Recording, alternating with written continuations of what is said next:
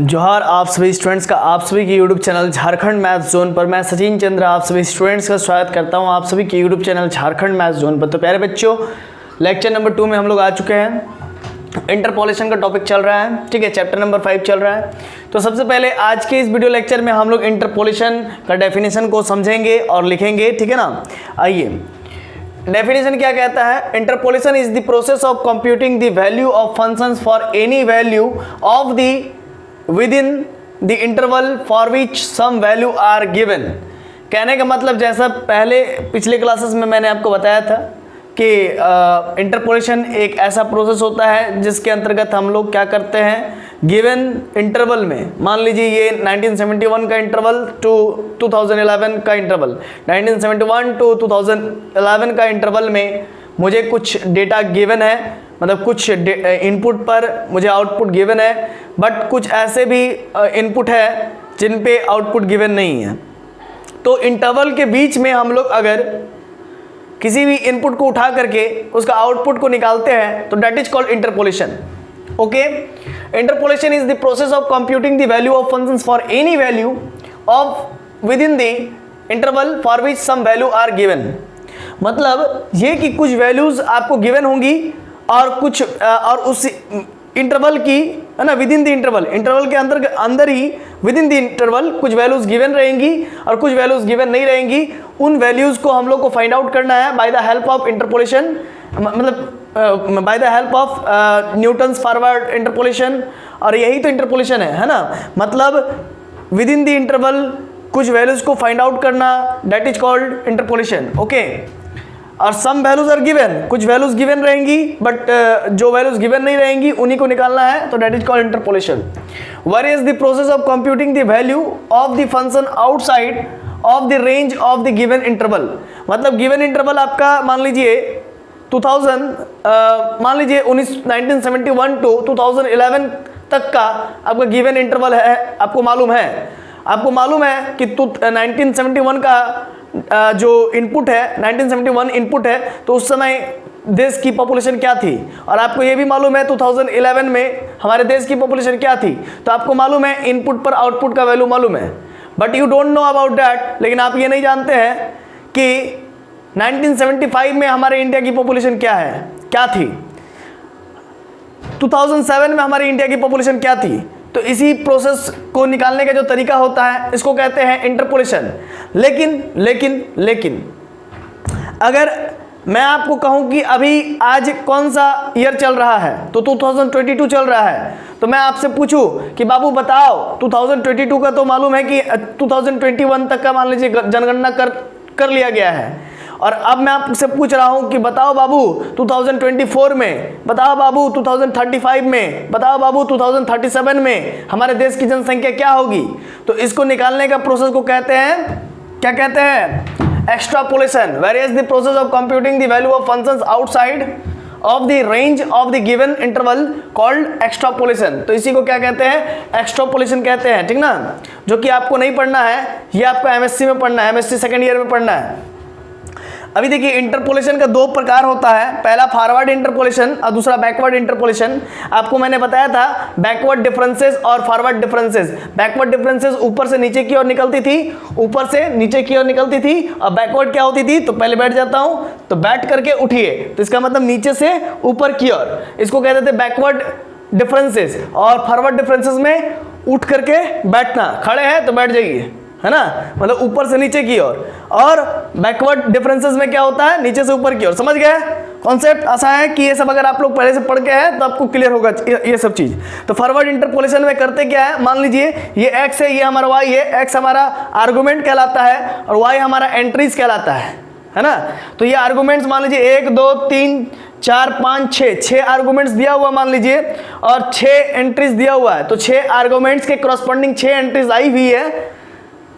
तो भाई यहाँ पर समझिएगा, मैम यहाँ पर देखिए इंटरवल ऑफ डिफरेंसिंग जो है कि कांस्टेंट है। 0 और 2 के बीच का डिफरेंस 2, 2 और 4 के बीच का डिफरेंस 2, 6 और 4 के बीच का डिफरेंस 2, 8 और 6 के बीच का डिफरेंस 2, और 10 और 8 के बीच का डिफरेंस 2। तो यहाँ पर इंटरवल ऑफ डिफरेंसिंग सेम होना चाहिए, और होना भी चाहिए, तभी इंटरपोलेशन निकाल पाएंगे या लागू कर पाएंगे। या फिर एक्स्ट्रापोलेशन भी अगर निकालना हो तो उस केस में भी हम लोग को क्या देखना पड़ता है ना, इंटरवल ऑफ डिफरेंसिंग सेम रहे, ये चीज़ हम लोग को देखना पड़ता है, बहुत ज़्यादा जरूरी है। तो यहाँ पर हम लोग को क्या करना है कि 0 और 2 के बीच में 1 भी आता है, ठीक है, 2 और 4 के बीच में 3 आता है, 4 और 6 के बीच में 5 आता है, 6 और 8 के बीच में 7 आता है। तो 7 पर वैल्यू हमको मालूम नहीं, 9 पर वैल्यू हमको मालूम नहीं, 1 पर वैल्यू हमको मालूम नहीं, ठीक है। तो ये सबको भी हम लोग मालूम कर सकते हैं bye the help of interpolation. तो इंटरपोलेशन में 2 फार्मूला है, पहला था फॉरवर्ड इंटरपोलेशन, यानी कि आप ऊपर से भी पता कर सकते हो या फिर आप नीचे से भी पता कर सकते हो। लेकिन मान लीजिए कोई कहे कि F1 पर वैल्यू निकाल के दिखाओ, F1 पर, तो हम ऊपर से नीचे की ओर उतरेंगे, क्योंकि देखिए F1 किसके नज़दीक है, ऊपर से नज़दीक है कि नीचे से नज़दीक है, नीचे से नज़दीक नहीं है F1, क्योंकि 0 के बाद 2 आता है। यहाँ पर मेरा 1 नहीं है, तो इसका मतलब मेरे ऊपर से नीचे की ओर मेरा क्या है, नज़दीक है। तो मैं फॉरवर्ड इंटरपोलेशन का सहारा लूंगा, है ना, जो कि न्यूटन ने दिया है, तो फॉरवर्ड इंटरपोलेशन का सहारा लूंगा। क्लियर है कॉन्सेप्ट? अच्छा, तो सर क्या इसको जैसे कि F1 को मैं क्या बोल रहा हूँ कि फॉरवर्ड इंटरपोलेशन फार्मूला से निकालना है, तो क्या सर इसी F1 को हम लोग बैकवर्ड इंटरपोलेशन से निकाल सकते हैं क्या?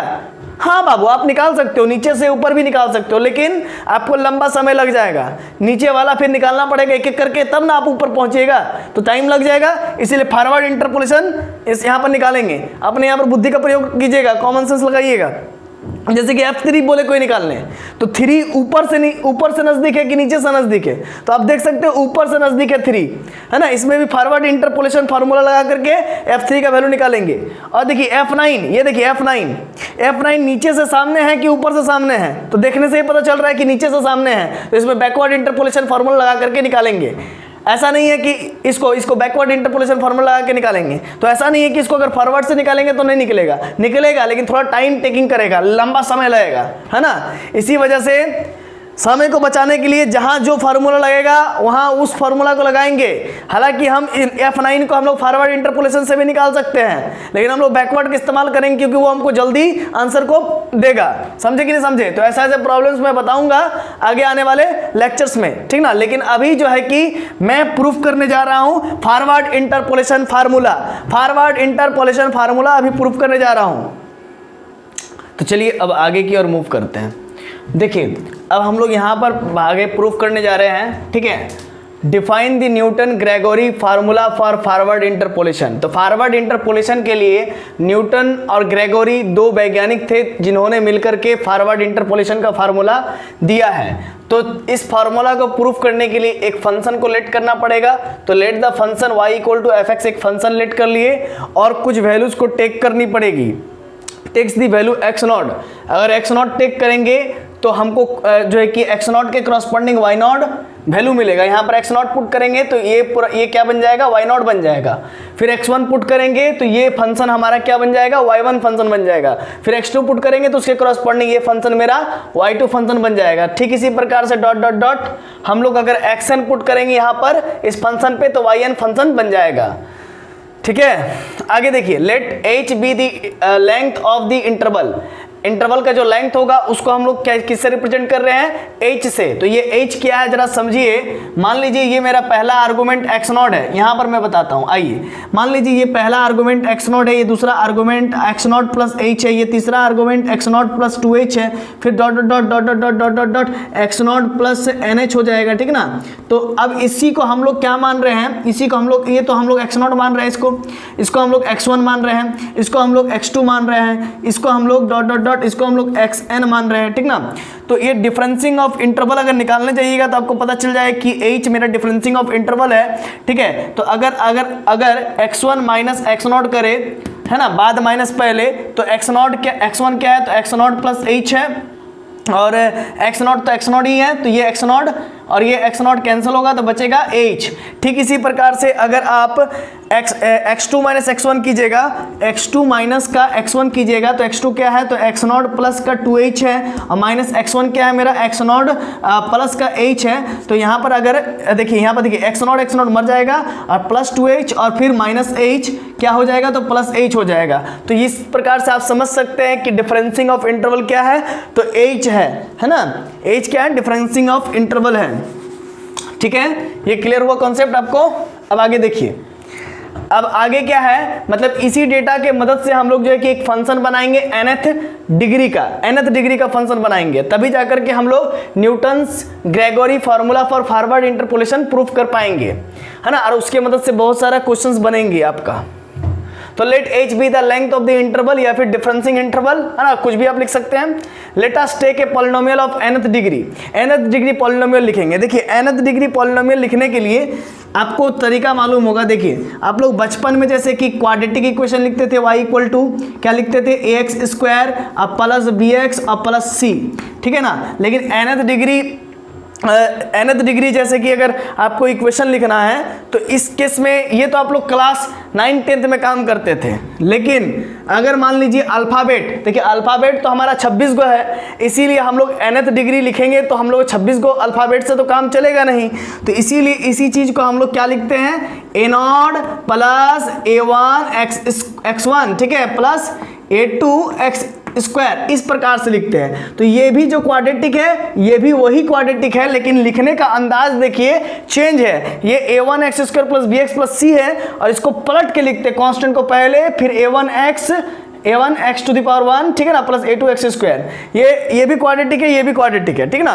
तो ये हम लोग जो है कि सीनियर क्लासेस में जैसे हायर मैथमेटिक्स पढ़ रहे हैं तो अब हम लोग को ये चीज़ का जरूरत पड़ेगा, इस चीज़ का जरूरत नहीं पड़ेगा, ठीक ना। उसी प्रकार से अगर आपको nth डिग्री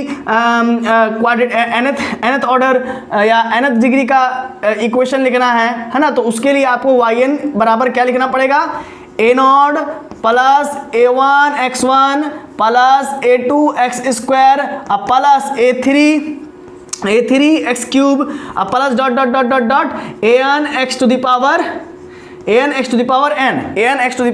ऐसा लिखना पड़ेगा, ठीक। तो अभी देखिए इसी चीज़ को चलिए मैं इस जगह पर लिख लेता हूँ क्योंकि काम आएगा। अभी ये रफ में लिख रहा हूँ, ये आपको नहीं लिखना है अपने कॉपी में, ठीक ना। देखिएगा जैसे कि मैं क्या कह रहा हूँ कि yn बराबर a0 plus a1 x1 plus a2 x2 plus, है ना, फिर a3 x3 plus dot dot dot dot dot dot dot, है ना, प्लस फिर, है ना, प्लस हो गया ना, डॉट डॉट डॉट, और इसके बाद फिर क्या होगा, an x to the power n, ये होगा बाबू, ठीक है। अभी नीचे वाला अब मैं इरेज करता हूँ क्योंकि थोड़ा सा स्पेस खाली रहेगा तो आपको समझ में चीज़ों को जल्दी जल्दी आएगा। ये पूरा इरेज कर दिया मैंने, ठीक है। अभी बात को समझिएगा बाबू। यहाँ पर देखिए let us take a polynomial of nth degree, यहाँ पर nth डिग्री का पॉलिनोमियल लेंगे y equal to F X a0 plus a1 x minus x0 plus a2 x minus x0 into x minus x1 plus a3 x minus x0 into x minus x1 into x minus x2, फिर plus dot dot dot an x minus x0 x minus x1 x into x minus x2 dot dot dot x minus xn minus 1, ठीक है। तो आप कहेंगे, आपका एक question आ रहा होगा, सर ये nth डिग्री इक्वेशन कैसे हो गया, nth डिग्री पॉलिनोमियल ये कैसे हो गया, nth डिग्री पॉलिनोमियल तो ये है। तो हम बोलेंगे देखो बाबू यहाँ पर आर्गुमेंट्स की बात आई थी, आर्गुमेंट्स ले रहे थे ना हम लोग, x0 plus h, x0 plus 2h, x0 plus 2a 3h, है ना, मतलब x1 x2 x3 ऐसा कुछ ले रहे थे ना। तो इसीलिए इस जगह पर ऐसा कुछ आया हुआ है। अब बात को समझिएगा, ये कैसे इसको हम लोग समझते हैं, इस चीज़ को समझिए। a0 के जगह पर a0 है बाबू, हाँ है सर। a1 के जगह पर a1 है, हाँ है सर। और x माइनस x0 बाद माइनस पहले, तो पावर में कितना है, 1 है। तो देखिए ये देखिए x1 जहाँ पर है ना, उस यहाँ पर जैसे x है ना, x के पावर 1, तो ये भी x के पावर 1 ही है। अब देखिए यहाँ पर दो टर्म है, इनटू में हो जाएगा दो टर्म, तो डिग्री 2 हो जाएगा, तो सेकंड ऑर्डर डिग्री आ जाएगा यहाँ पर, second order degree x minus x0 और x माइनस x1 बाद, देखिए बाद माइनस पहले, फिर x माइनस x1 बाद माइनस पहले, समझ रहे ना। तो वही काम हो रहा है यहाँ पर भी। तो इस प्रकार से ये 2 डिग्री हो गया, सेकंड डिग्री वाला हो जाएगा ये a3 x minus x0 x minus x1 x minus x2, 1 2 3 3 degree है, यहाँ पर भी 3 डिग्री है, समझ रहे ना। इसके बाद plus dot dot dot an, देखिए an x to the power n है, तो देखिए x into x minus x0, है ना, फिर x minus x1 x minus x2 dot dot dot dot x minus xn minus 1, मतलब उससे एक कम, है ना, उससे एक कम। 1 मिनट में देख लूँ, हाँ ठीक है, मतलब एक कम हो रहा है, एक कम, xn माइनस 1। ये xn माइनस 1 कैसे आया सर, जरा समझाइए, समझाते बाबू। देखिए यहाँ पर आपका 1 है, यहाँ पर आपका 1 है ना, यहाँ पर क्या 1 माइनस 1 है, समझ रहे ना। तो यहाँ पर आपका अगर मान लीजिए इस जगह पर आपका 1 है, जैसे कि x1 है, ठीक है ना, वहाँ पर 1 माइनस 1 हो गया, एक कम हुआ, फिर देखिए x x0 हुआ, फिर x x1 हुआ, समझ रहे ना। तो इसी प्रकार से क्या हो रहा है, जैसे x माइनस एक्स नॉट हो रहा है, समझ रहे ना, फिर x माइनस एक्स नॉट, फिर x माइनस एक्स वन, फिर देखिए x minus x not, x minus x one, फिर x माइनस एक्स टू, ये चल रहा है। x माइनस एक्स टू हुआ, फिर x माइनस एक्स थ्री होगा, फिर x माइनस एक्स फोर होगा, ऐसे चलते रहेगा। समझ रहे कि नहीं समझ रहे? अगर मान लीजिए x नॉट होता था, x वन होता था, x टू होता था, फिर डॉट डॉट डॉट डॉट मान लीजिए xn है, ठीक है ना, xn है ना, ऐसा कुछ है। तो हम लोग करते थे क्या, यहाँ पर सबसे पहले x नॉट निकालते थे, तो उसके लिए x नॉट, उसके लिए क्या करते थे हम लोग, x1 माइनस एक्स नॉट ऐसा कुछ करते थे, मतलब बाद माइनस पहले, फिर x2 माइनस x1 करते थे, फिर x3 माइनस x2 करते थे। तो लास्ट वाला निकालने के लिए क्या करना पड़ेगा, ठीक है, क्या करना पड़ेगा, हाँ, तो यहाँ पर इस पोर्शन को ऐसा निकालने के लिए, जैसे xn माइनस वन है, ठीक है ना, जैसे कि यहाँ पर जो है वो x नॉट यहाँ पर है, तो x नॉट यहाँ पर भी है, तो xn माइनस वन निकालने के लिए क्या करना पड़ेगा, तो xn बाद माइनस पहले xn माइनस वन करना पड़ेगा। तो सर यहाँ पर आप xn क्यों नहीं लिखे, आपका सवाल होगा सर आपने यहाँ पर xn क्यों नहीं लिखा, तो बाबू समझिए यहाँ पर xn क्यों नहीं लिखा। x यहाँ पर देखिए, ये जो x है ना, ये जो x है, यहाँ पर भी x है, यहाँ पर भी x है, यहाँ पर भी x है, यहाँ पर भी x है, यहाँ सब जगह x है, तो यहाँ पर भी x रखना पड़ेगा। तो सर अभी भी हम लोग को हजम नहीं हो रहा कि सर यहाँ पर xn होना चाहिए। तो देखो बाबू हम समझाते हैं x यहाँ पर xn क्यों नहीं हो रहा है। देखो यहाँ पर x होगा ना, x मेरा गिवन डेटा होगा, इनपुट होगा, इनपुट, जैसे कि F21 पर क्या वैल्यू होगा, F32 पर क्या वैल्यू होगा, इसीलिए यहाँ पर xn नहीं हो रहा है। अब समझ में आया, यहाँ पर इसीलिए क्या नहीं हो रहा है, xn नहीं हो रहा है। मतलब ये जो है कि गिवन इनपुट के लिए जो आउटपुट होगा ना, इसी फार्मूला के मदद से निकलेगा, समझे ना। ये जो है ना, ये जो फार्मूला बन रहा है पॉलिनोमियल का nth डिग्री वाला, इसी से हम लोग को पता चलेगा कि जो डेटा दिया हुआ है उस डेटा का इक्वेशन क्या है, समझ रहे ना। अभी थोड़ा थोड़ा आपको दिक्कत होगा, लेकिन जब पूरा समझ जाइएगा तो समझ में पूरा अच्छा तरीके से आ जाएगा। तो समझ गए कि xn क्यों नहीं रखे, ऐसा है, ये चीज़ आपको समझ में आ गई होगी, है ना। अब चलिए फालतू वाला इरेज करते हैं हम। चलिए अब आगे देखिए बाबू, ये तो हुआ। अब यहाँ पर a0 है, a1 है, a2 है, a3 है, डॉट डॉट डॉट an है, तो ये सबको हम लोग को निकालना पड़ेगा। Where a0, a1, a2, a3 dot dot dot an are to be calculated. अब इनको भी कैलकुलेट करना पड़ेगा, है ना, इस सबको भी कैलकुलेट क्या करना पड़ेगा, कैलकुलेट करना पड़ेगा। तो कैसे कैलकुलेट करेंगे जरा समझिएगा। देखिए पुटिंग, देखिए ये इक्वेशन नंबर 1 है, ये इक्वेशन नंबर 1 है, यहाँ से लेकर के ये पूरा इक्वेशन नंबर 1 है। तो x के जगह पर हम लोग अगर x नॉट पुट कर देंगे, x के जगह पर अगर x नॉट पुट कर देंगे, x के जगह पर अगर x नॉट पुट कर देंगे, तो ये भी मर जाएगा, सेकंड टर्म भी मर जाएगा, फर्स्ट टर्म तो मर ही जाएगा, क्योंकि x के जगह पर x नॉट पुट कीजिएगा तो x not minus x not zero हो जाएगा, समझ रहे हैं ना। तो ये जीरो हो जाएगा, ये पूरा टर्म जीरो हो जाएगा, तो यहाँ पर सिर्फ बचेगा a नॉट। तो बात को समझिए, x के जगह पर जैसे ही मैंने x नॉट पुट करूंगा या फिर x1 पुट करूंगा, x2 पुट करूंगा, dot dot dot xn put करूंगा इन इक्वेशन 1 में पुट करेंगे, देन वी गेट, हम लोग इसके बाद कुछ ना कुछ हासिल होगा। नाउ व्हेन x बराबर x नॉट, जब x का मान x नॉट रहेगा तब क्या होगा, तो जब x का मान x नॉट रहेगा तो देन वी गेट, यहाँ पर समझिएगा, आगे समझिएगा बढ़िया से, ये y है ना, ये y है और यहाँ पर x नॉट डाले हैं, x की जगह पर x नॉट डाले हैं, तो ये हमको y नॉट दे देगा। बात को समझिए, फिर से समझिएगा बात को, ये हमारा x है, अगर इसी में x नॉट डालेंगे तो ये fx नॉट हो जाएगा, ये fx है तो fx नॉट हो जाएगा, तो ये fx नॉट हुआ तो ये y किस में चेंज हो जाएगा, y नॉट में चेंज हो जाएगा, और ये पूरा पूरा जीरो हो जाएगा, बचेगा a नॉट। तो a नॉट का वैल्यू क्या आ गया, y नॉट, ये आप याद रखिएगा, है ना, समझ गए ना, ये बढ़िया से मेमोराइज रखिएगा। अब इसको इरेज करता हूँ, ठीक है, और आगे बताता हूँ, है ना। a नॉट का वैल्यू y नॉट आ गया, ठीक ना। आइए अब हम लोग क्या निकालेंगे, नेक्स्ट x की जगह पर क्या पुट करेंगे, फिर x1 पुट करेंगे। अभी तो x की जगह पर x नॉट पुट किए थे, अब x की जगह पर क्या पुट करेंगे, x1 पुट करेंगे, तो देखेंगे क्या आएगा। हाँ ये तो हम लोग यहां तक बढ़ चुके थे। अब आगे देखिए, नाउ लिखिए, मेरे साथ साथ लिखिए, नाउ व्हेन x की जगह पर x1 देन वी गेट, इस सेमी कॉलम को देन पढ़ते हैं मैथमेटिक्स लैंग्वेज में, मैथमेटिशियन लैंग्वेज में, ठीक ना। तो x की जगह पर x1 पुट करेंगे, देन वी गेट, तो क्या हासिल होगा बाबू, जरा देखिए तो fx1 बराबर y1, ये हासिल होगा, जरा फिल कीजिए, है ना। a नॉट, फिर क्या होगा, a नॉट प्लस a1, है ना, फिर x माइनस x नॉट होगा, और फिर आगे क्या होगा, आगे का जीरो होगा, ठीक ना, आगे का जीरो जीरो आते रहेगा। बात को समझिए, जब हमने x की जगह पर x1 पुट किया तो fx1, ये y1, ये a नॉट, ये a1, ठीक है, x की जगह पर क्या पुट किया x1, तो x की जगह पर क्या पुट किया x1, ये x1 हो गया, ठीक ना। x की जगह पर x1 पुट किया x0, और अब मान लीजिए x की जगह पर x1 पुट कर देंगे, यहाँ पर x1 कैंसिल हो जाएगा, तो इसलिए पूरा ये कैंसिल हो जाएगा, तो बाकी बात इधर 0 हो जाएगा। तो ये आपका क्या हो गया, बात को समझिएगा, y1 equal to a0 plus a1 into x1 minus का x0। ये क्लियर है, बोलिए ये क्लियर है। अभी देखिएगा बाबू, इस जगह पर समझिएगा, इस जगह पर समझिएगा, ये x0 बराबर x0 था, फिर x0 प्लस h ये सब आर्गूमेंट था, और इसको हम लोग x1 मान रहे थे, फिर x0 प्लस का 2h था, जिसको हम लोग x2 मान रहे थे, और हम लोग का अभी निकालना है x1 माइनस x0। तो बताइए x1 माइनस x0 क्या होगा, x1 का वैल्यू x0 प्लस h है, तो x0 प्लस h का माइनस x0, ये मर जाएगा, ये मर जाएगा, बचेगा h, इसके बदले हमारा बचा h।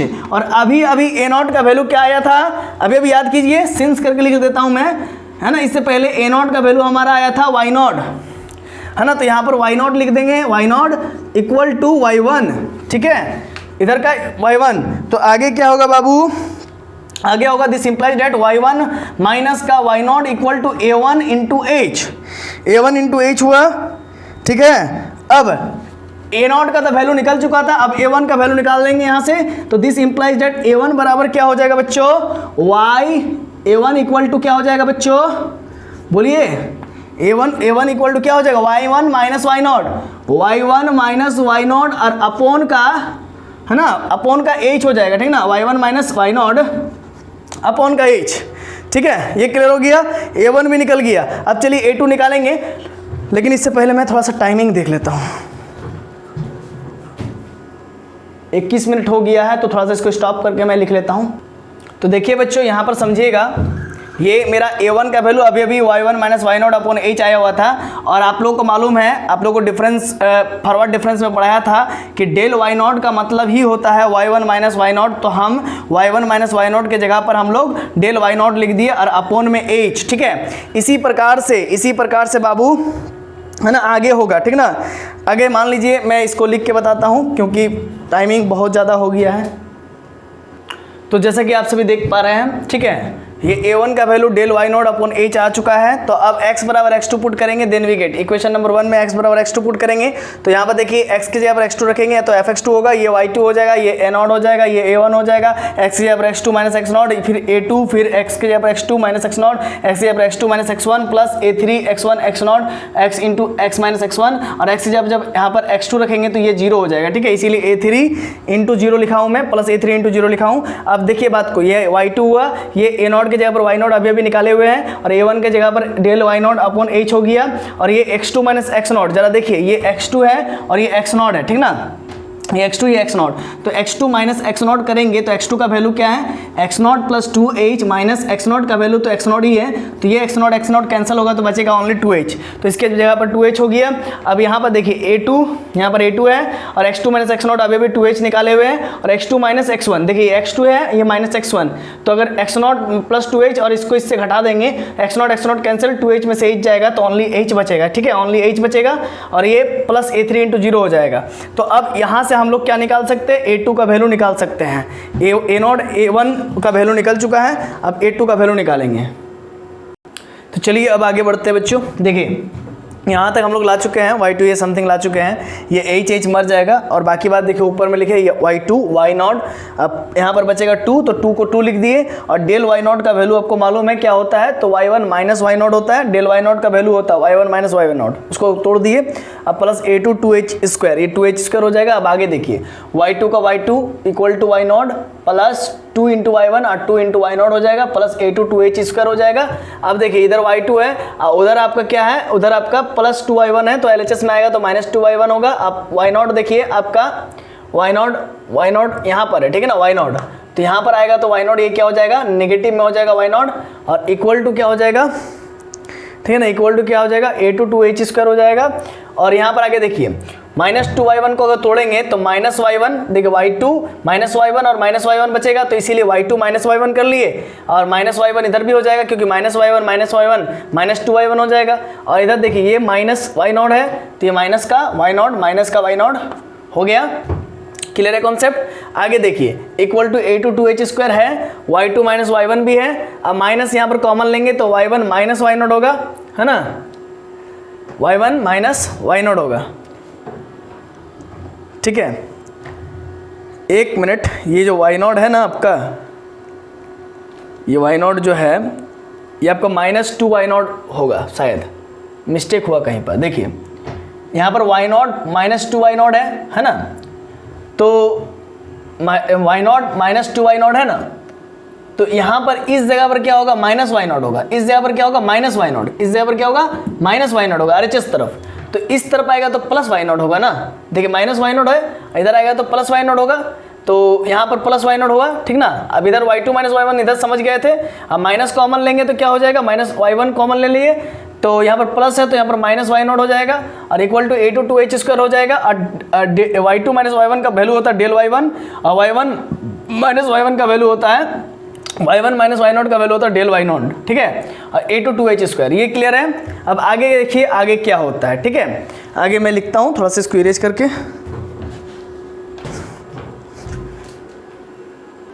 आगे देखिए बच्चों क्या है, देखिए ये del y1 minus del y0 का जो वैल्यू होता है, del y1 minus del y0 का वैल्यू होता है डेल 2 y0 होता है, ठीक है ना, सेकेंड ऑर्डर, इसको सेकेंड ऑर्डर फॉरवर्ड डिफरेंस कहते हैं।